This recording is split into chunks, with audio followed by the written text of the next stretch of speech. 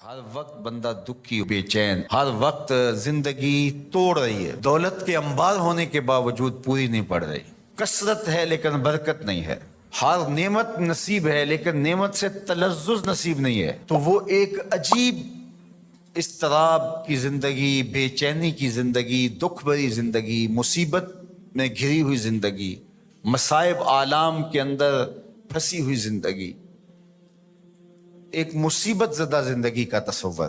تو اب ایسی زندگی کے اسباب کیا ہیں؟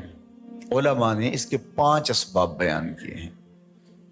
اگر ہم میں سے کسی کے پاس ان اسباب میں سے ایک بھی ہو تو اس کو فی الفور دور کرنا چاہیے، اور اگر خدا نخواستہ کسی کے اندر وہ 5 سبب پائے جائیں تو اس کو تو باہر صورت ایک نئی زندگی کا، خوبصورت زندگی کا، ایک پرسکون زندگی کا آغاز کرنے کے لیے ان چیزوں کو ترک کرنا چاہیے۔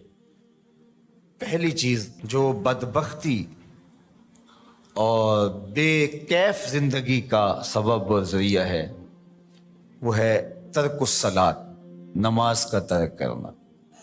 جو شخص تارک نماز ہے وہ زندگی کا تلذذ کبھی بھی حاصل نہیں کر پاتا۔ آپ تو ماشاءاللہ نمازی ہیں، جمعۃ المبارک کی حاضری بھی نصیب ہوتی ہے، کبھی ایسا ہو کہ آپ لمبے سفر سے آئے ہوں اور اتنے تھکے ہوں، صبح کو جاگ نہ آئی ہو اور نماز فجر رہ گئی ہو، اللہ نہ کرے ایسا ہو، لیکن ایسا کبھی ہوا ہو تو کیسا بے چینی میں دن گزرتا ہے۔ آپ کہتے ہیں کوئی کھوئی چیز ہے۔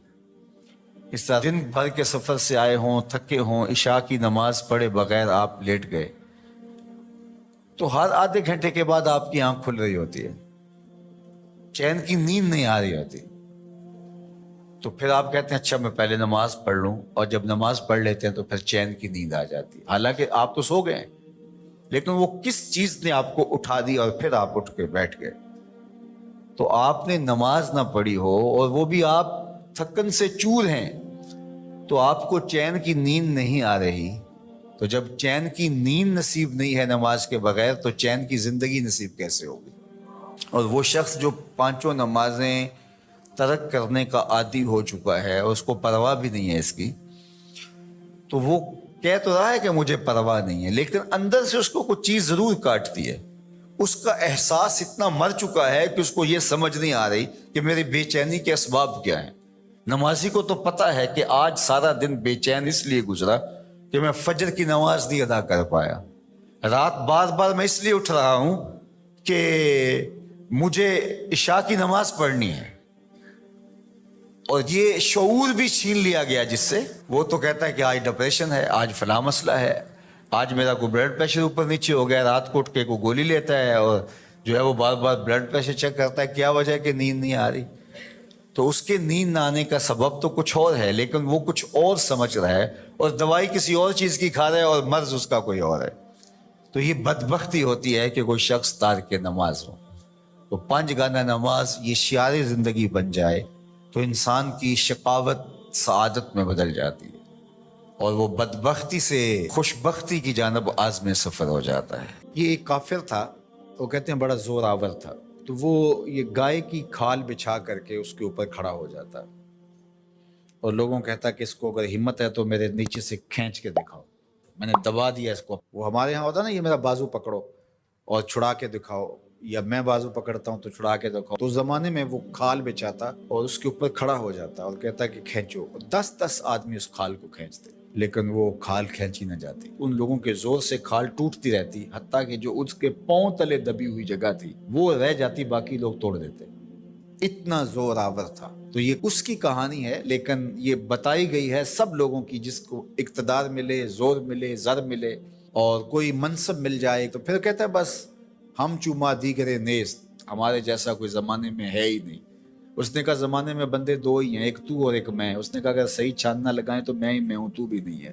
تو بندہ کہتا ہے میرے پر کسی کا بس نہیں چل سکتا۔ جب اقتدار پاس ہوتا ہے، جب دولت پاس ہوتی ہے، جب چھاتی میں زور ہوتا ہے، جب قبیلہ خاندان پشت پہ کھڑا ہوتا ہے، تو پھر انسان یہی کہتا ہے کہ نہیں میرا کون مقابلہ کر۔ یہ ایک انسانی طبع ہے بھی کمزور لیکن تھوڑی سی ہوا بدو، یہ کیسا غبارہ ہے، فوراً پھول بھی جاتا ہے. لیکن کوئی معمولی سی سوئی چبھ جائے تو ساری ہوا بھی نکل جاتی ہے. اور اگر تیزی سے کوئی چیز ہو تو پٹاخہ بھی لگتا ہے. تو یہ غبارہ پھول جاتا ہے تھوڑی سی ہوا سے، تکبر کی ہوا سے، دولت کی ہوا سے، اقتدار کے نشے میں یہ پھول کے کتنا بڑا ہو جاتا ہے. اَيَحْسَبُ أَن لَّن يَقْدِرَ عَلَيْهِ أَحَدٌ، کہتا ہے میں اتنا بڑا ہو گیا ہوں، میرے اندر اتنی ہوا ہے، میرے اوپر کسی کا بس کیسے چل سکتا ہے. یقول، وہ کہتا ہے، اہلکت مالا لبدا، میں نے ڈھیروں مال فنا کر دیا. جب وہ مال نمائش میں خرچ کرتا ہے تو پھر اس کی تصویریں بھی جاری کرتا ہے، پھر لوگوں کو بتاتا بھی ہے، دیکھو میں نے یہ گھر کا گیٹ لگایا تو کس کے کتنے پیسے لگ گئے، شادی پہ میں نے اتنے کی آتش بازی کر دی.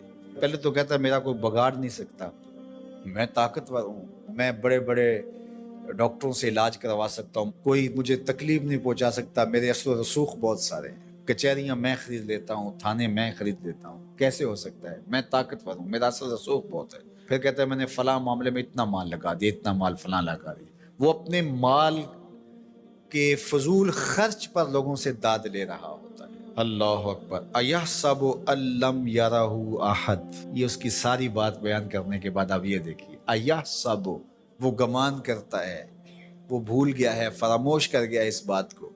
ان لم یرہ احد، کیا اس کو کسی نے نہیں دیکھا؟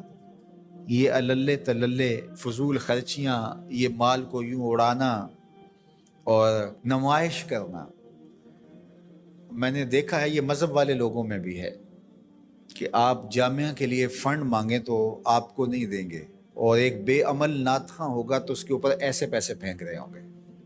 کیونکہ یہاں تو چپکے سے آپ نے داخل ہو کے پیسے دیے، رسید لی اور چلے گئے، لیکن وہاں تو ویڈیو بھی بن رہی ہے.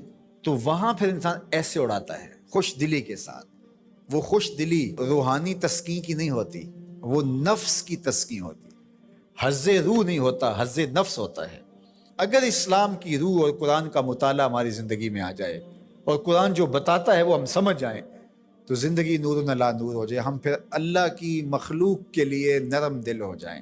کل اب جس طرح باپ بیٹوں کے لیے ہوتا ہے، اس طرح حضور علیہ السلام کی امت کے لیے ہماری شفقت ہونی چاہیے. فرمایا یہ ایک دیوار کی طرح ہے. اسلام کی تعریف کیا کی گئی ہے؟ مسلمان وہ ہے کہ جو رات کو 100 نفل پڑھتا ہے، مسلمان وہ ہے جو دن کو اتنے پارے ختم کرتا ہے. نہیں، المسلم من سلم المسلمون من لسانہ و یدہ، مسلمان وہ ہے جس کے ہاتھ اور جس کی زبان سے دوسرا مسلمان محفوظ ہو. تو کیا ہمارے ہاتھ سے، ہماری زبان سے دوسرے مسلمان محفوظ ہیں؟ آج ہم دوسروں پر کیچڑ اچھالنا اپنی ذمہ داری سمجھتے ہیں. آج کا سوشل میڈیا بھرا ہوا ہے دوسروں کے عیوب کو اچھالنے کے لیے. آج ممبر و محراب سے بھی مجھے معاف کرنا، جس طرح کے درس اور سبق دیے جا رہے ہیں، سچی بات ہے کہ وہ رسول اللہ کا دیا ہوا دین نہیں ہے. قرآن ہمیں بتاتا ہے تم ایسے بن جاؤ کہ تمہارا وجود نافع ہو، جدھر سے گزرتے جاؤ خوشبو پھیلتی چلی جائے، تمہارے انفاس کی مہک سے اجالے ہوں.